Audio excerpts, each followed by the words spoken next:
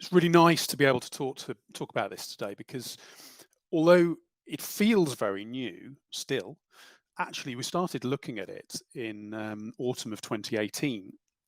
A lot's happened since then. It feels like a lifetime ago. Um, but and I think that Global would like me to tell you the story of a perfectly specified and executed project, one where we got everything right at the beginning. All the stakeholders bought into it. It was built on time and in budget, and what happened, the end result was exactly as anticipated. That's not the story I'm going to tell you. This was a very complex project that took a lot of twists and turns. It moved very quickly. At one point, we actually knocked some walls down and started again. So I'm going to talk a little bit about how the project started, how we built the studios. Will's going to show you some of the tech that's inside our studio for Millbank, and Ioana's going to talk about what we learned along the way. But every story's got to start somewhere, so this is where this one starts. This is where it begins. And this is the most boring photograph I'm going to show you, I promise. This is the IRN studio at for Millbank, which is inside Sky's area. Really simple room. It's designed to do down the line interviews for any of IRN's customers. And this previously was our only access into the building, and therefore the only access to ministers that were doing the morning rounds. And the morning rounds are where the government puts up a minister every morning to go and hit the breakfast shows and the morning TV shows. And we could book them into the space if we wanted. So the initial brief was, go and find a cupboard-sized space in 4 Millbank, branded as LBC. We'd like to get some video from there as well. The problem was there's no space available. It's a really busy building, full of tenants, and there was just nothing available. So the project went on ice immediately, until some months later, our property agent rang up and said there's a unit become available on the ground floor of 4 Millbank. And here it is. It was massive. And it had been abandoned by a company of traders who were using it, way bigger than we needed. But, lease was signed, and then we had to figure out what we were going to do in there. So we have worked with a company called Jago, who are a set design company, for 10 years now.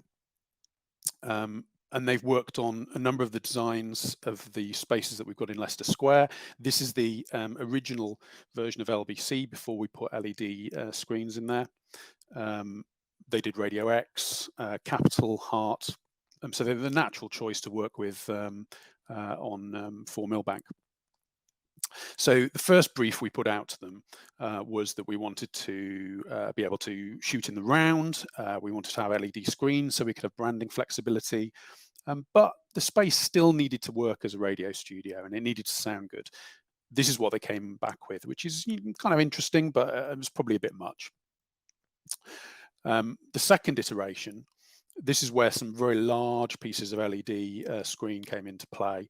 It's starting to get somewhere here. Again, this is still in the still shot in the round, and I think it was at this point that we realised that maybe that wasn't the way to go, and actually we'd be better off with a more traditional layout.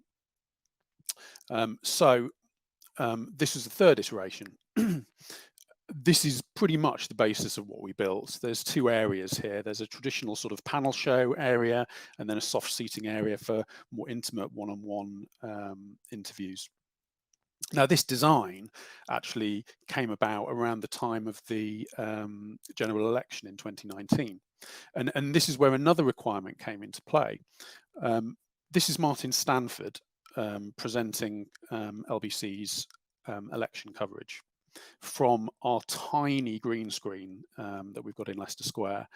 And the new requirement that came into play was that we wanted to be able to present infographics in the space at Millbank. And now originally, the request was, can you build a green screen space so we can do this same thing down there? But when we looked at putting that alongside the traditional set that we were looking at, there just wasn't space. Both of them were going to be compromised in some way. So we started to look at augmented reality, AR, and how we could use that.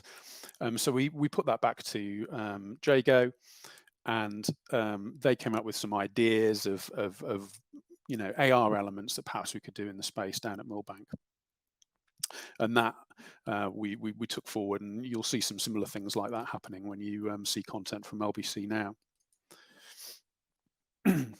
Now, this is where it got interesting. Every time we've built a space with cameras in it, there's always been something at the end of the build that's not quite worked out as we expected. And this was going to be so complicated and expensive that I suggested that we built a version of the set out of cardboard. Now, actually, our contractors, Media Powerhouse, who were going to build the space, they had some warehouse space available, and they also have set carpenters. So they were able to do something much better than that. And this is a dimension accurate replica of what we were going to build at Millbank, made out of scenery panels. So we spent a day there. We were able to change loads of things. The set carpenter literally cut things up. We moved them around, took measurements, took shots with the actual camera heads we were going to use down there. I can't recommend this enough. It doesn't matter what the scale of your build is. Even if you're spending pennies on it and it's really small, make it out of cardboard and sellotape, but demo it up in advance. It saves so much pain later. But as you will find out, doesn't mean we got everything right.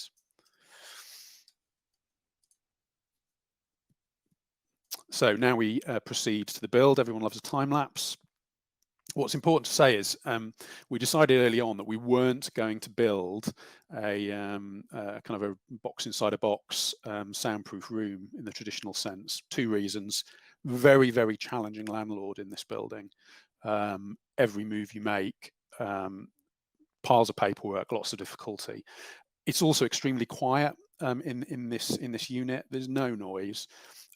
So what we ended up doing is we've actually built a freestanding structure out of truss, and it's infilled with some very deeply filled absorbent panels, both in the ceiling and the walls. And then the LED screens, which are modular, are fitted into those gaps that are there. The other thing we did as well was we've just tried to make sure that none of the walls actually sit parallel to each other, just to try and avoid any unpleasant sort of flutter echoes that could happen between all of those hard surfaces. So what you ended up with, once the screens are in, quite a nicely finished space. There's a whole pile of accent LED as well. The contractors did a great job, and it looks really nice to the eye, as well as fulfilling what we'd actually put down in the specs to start with. So this is what it looked like pretty much when it had finished. Should just talk a little bit about the technology choices in there. We knew that we were going to use camera heads from Panasonic, PTZ camera heads. They were the new ones in the range at the time. We've got others out of the same family in Leicester Square. The thing that's really good about this camera head is it can output tracking data as 3D protocol to actually tell you the position of the camera head itself. That in turn can be output into the robotics system that we were looking at, which is from a company called Technopoint, which you can see there in the corner. And that munges the two sets of tracking data together, both from the camera head and from the robot, and that can output a combined set of data into the VisRT graphics system we were going to use for AR. So that all sounded like a great plan. Problem was, everyone that I spoke to in sort of proper TV world was really snotty about this, and everyone said, well, I'm not really sure that's going to work. You're not spending enough money. It's not expensive enough. Are you sure? And at this point, it was New Tech who we knew we were going to use their vision mixing product. They've got a really good professional services team. And they were able to actually pull together all the manufacturers to work together at VisRT at VOMP in Austria, and they were able to do a validation, and they sent me back this frankly bizarre video, but I'll show you anyway. This was them confirming that everything works great, and the tracking was going to work. So that was really reassuring. Audio was a bit more straightforward. We knew we were going to use products from Telos, Axia Fusion mixers, some of their SDI nodes. I was also going to be able to use some bits of Dante product in there as well. And we were going to use some really great Sennheiser mics. We'll touch on that again later. Because we knew we were going to use the Axia products, same as we do in Leicester Square, we were able to create some really nice graphical interfaces for actually controlling the space for the users to use. So that's using the Pathfinder product that we use extensively in Leicester Square. Okay, so this is Will. Will is not here, he's inconveniently on holiday, but he has made a really nice video that explains exactly what goes on in Millbank. So let's play the video.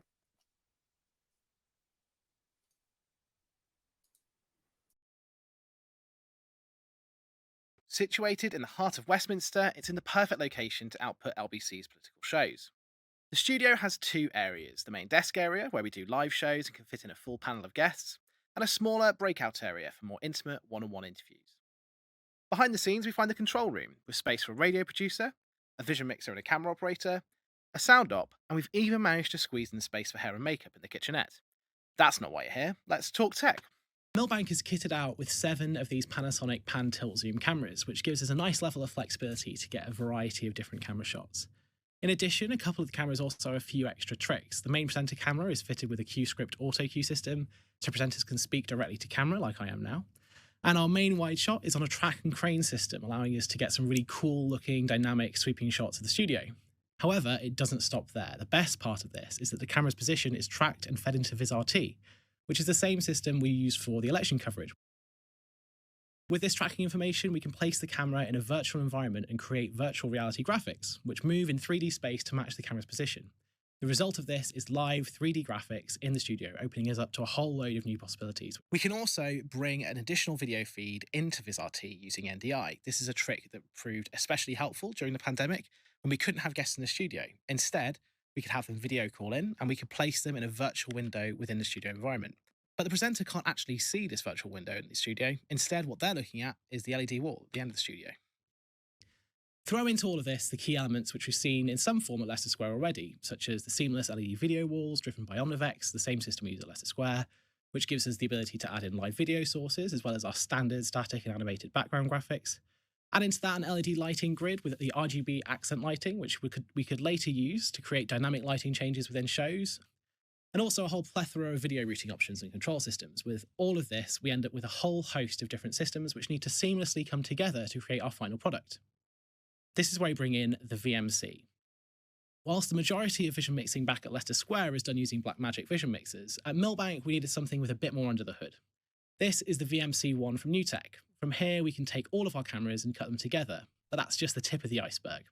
There are also 4 media players for stills and pre-recorded VTs, 8 mix effect banks which allow us to layer up and reposition multiple video sources, and one of the most useful features is the ability to use NDI video sources, which is NewTek's network video solution. We only have 2 video feeds between Millbank and Leicester Square, but using network video allows us to get numerous remote sources such as studios, FaceTime, Skypes, and essentially any video source at Leicester Square, as well as sending back different feeds from Millbank to Leicester Square. The VMC can also talk to all of the other systems we use at Millbank, be it lighting, cameras, virtual reality graphics, the LED walls, the new vMix overlay graphics, the video router, or even the Axia mixing desk, which handles all of the audio for radio. By sending out timed commands in the form of macros from the VMC, we can get super slick looking sequences with all these different systems contributing something, with only one video operator. Automation is at the heart of everything I'm trying to do here at Millbank. In TV productions, you would usually have a gallery full of people to cover all of the different visual aspects of the show. But here we need to create similar content with minimal staff. A vision mixer's job is already quite involved, having to concentrate on what is coming from all of your different video sources to be able to cut between them and follow the narrative of the show, whilst also thinking about what's coming up next so you can be ready for whatever's coming. Every day I'm working on new ways to make running live shows simpler and more seamless. With this in mind, wherever possible, if you would need a sequence of tasks to get something done, instead the hope is you can just push one button. For instance, something new we do at Millbank is pre-recording in-vision interviews to be played out later live on radio as well as simultaneously on a video live stream. For this to happen, the video, or VT, has to be played out on the Vision Mixer with the audio baked in so everything's in sync. To do this, we send an audio feed from the Vision Mixer to the radio mixing desk, but we also have to mute the incoming audio feed from the radio mixing desk so we don't get audio looping back. As well as that, we have to make sure that the VT comes up on the program output, as well as appearing on a screen somewhere in the studio for talent to see, and of course, and most obviously, we actually have to hit play. So instead of doing all of these separate steps individually each time, you just hit VT play. The macro that I've created then runs, and the TriCaster just does everything else for you. As well as these manual triggers, macros can also be automated and be triggered by other actions the video op is doing to make things happen behind the scenes, so the video op doesn't even have to think about it. For example, I've made an automated return feed for remote video guests, such as Skype and FaceTime calls. This cuts between the studio cameras as the Vision Mixer does this, allowing a remote guest to better interact with everyone in the studio. But the remote guest never actually sees their own video feed, which could be distracting and throw them off. You can see here, if I cut to the Skype feed, the guest just sees a wide shot of the studio instead of themselves. So hopefully that's given you a bit of insight into how things work at LBC's Millbank studio. It feels like only yesterday we were initially getting stuff running in the studio, but we've already done so much stuff. And I know we're going to do lots of interesting things in it in the future. So keep an eye out for that, and thank you very much for listening. Thanks, Will. Hope you're having a nice holiday. So introduce Ioana, who is most regularly found at Millbank, either providing tech support or pressing the buttons herself more regularly nowadays. Ioana, can you tell us kind of what we learned, or did we have to change anything? We had to change so much. Thank you, John.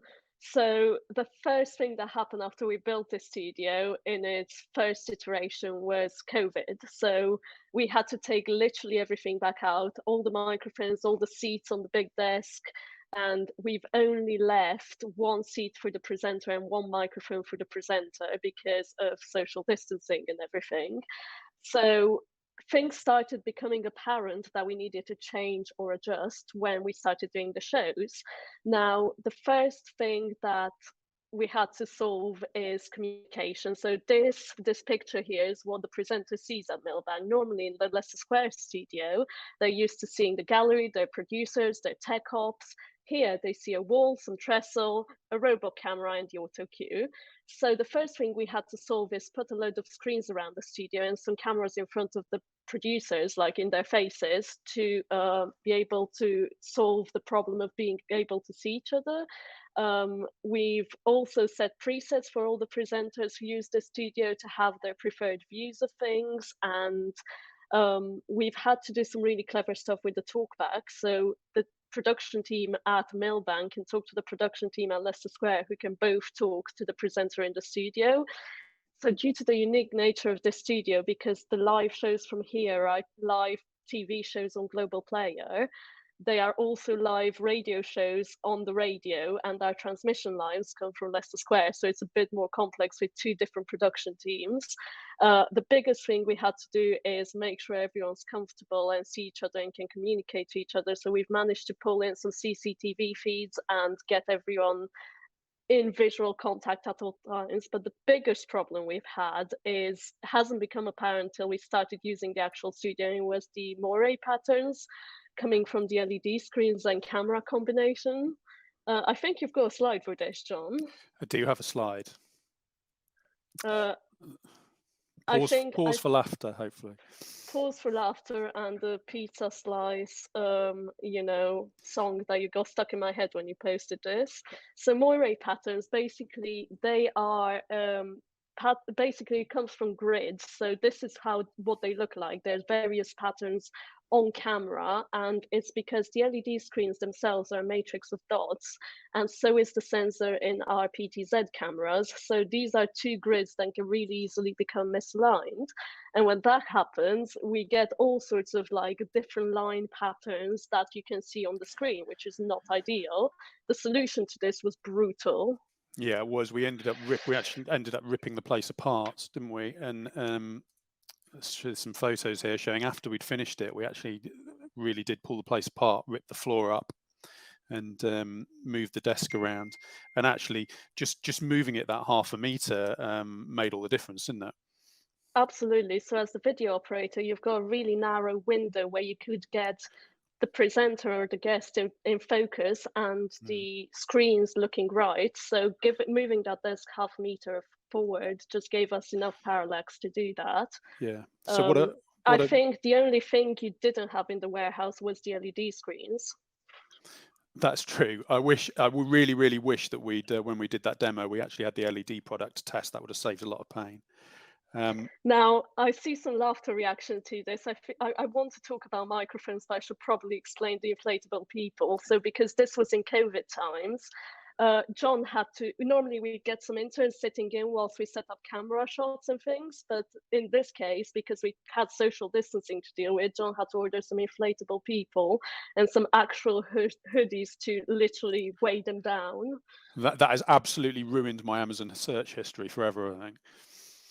So in terms of microphones, basically, we're trying to get the best audio quality we can, but we were also trying to avoid having the big bulky radio microphones we have at Leicester Square in Vision on camera. So basically, we've gone for the Sennheiser MKH 8050s, which are really, really popular with sound recordists. They're amazing hypercardioid microphones, and we were trying to get them as close to the presenter's mouths as possible, so we get the best audio quality. And the MKH 8050s have a great set of solutions for mounting. We've gone for these mic arms, 20 centimeters long type thing, but they turned out to be a bad decision because people kept moving them down out of shot.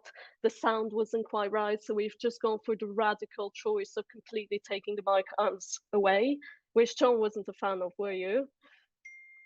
No, this was completely against my better judgment, but I'll put my hands up. I was wrong. They sound fine on the radio. Well, you say this, John, except for the utterly horrendous aircon noise we had. Yeah, the aircon noise was a nightmare. We were stuck with the landlord system. We tried to silence it and modify it. It didn't work, so we bought one of these. We did. So this is a Cedar Audio DNS8 dialogue noise suppression, and Cedar are a small company based outside Cambridge, but they are the industry standard for noise suppression and noise reduction on TV sets and on film sets, especially when they film in big warehouses. But this was new to us. What we did notice is that it just made all our problems go away. Yeah, definitely. It was a bit of a sweeping under the carpet job, but it definitely fixed it. What else did we learn? Well, this was actually a good find. NDI is built into our new tech kit, our new tech VMC TriCaster, and it's their protocol for sending high quality video over IP. Whilst we've got a nice and expensive Nevion codec that does 2 channels of SDI between here and Leicester Square, which is absolutely rock solid, this NDI solution proved amazing for things like sending monitoring sources backwards and forwards from Leicester Square, pulling in camera feeds from Leicester Square when we've got guests, as Will said in his video, when we've got guests located at Leicester Square, or when we're sending other cameras and FaceTime machines for people to be able to monitor. So that was really good. The only other thing that we needed to be aware of is, because this is a live radio show as well as a live TV show, is lip sync. So our audio comes from Leicester Square, but our video comes from Millbank. So we've had to spend just absolute ages getting the lip sync right. Yeah, let's touch on the last thing then that we learned, because I know we were like overrun. So yeah, what was this? So this was earpieces. Because we're trying to get perfect like camera shots and everything, we've gone and bought a massive selection of earpieces for presenters. We've had molded ones for presenters. We've bought a large selection for the morning rounds guests. And it's just been proving to be a bit of a hit and miss situation, because with COVID, touch has to be kept to a minimum. And it's always guests are in a rush coming in to do the morning rounds, and it's always a bit of a mission getting the earpieces in. With the nature of split talkback and everything, presenters always prefer wearing headphones. So it's just one of those things where I think our mistake was giving people too much choice, as it were. I think no matter how clever the technology you've got is, people are the hardest thing to work with. Yeah, I think you're definitely right. And that's basically the story that we wanted to tell you. If we do have any time for questions, that'd be great. But thanks for listening.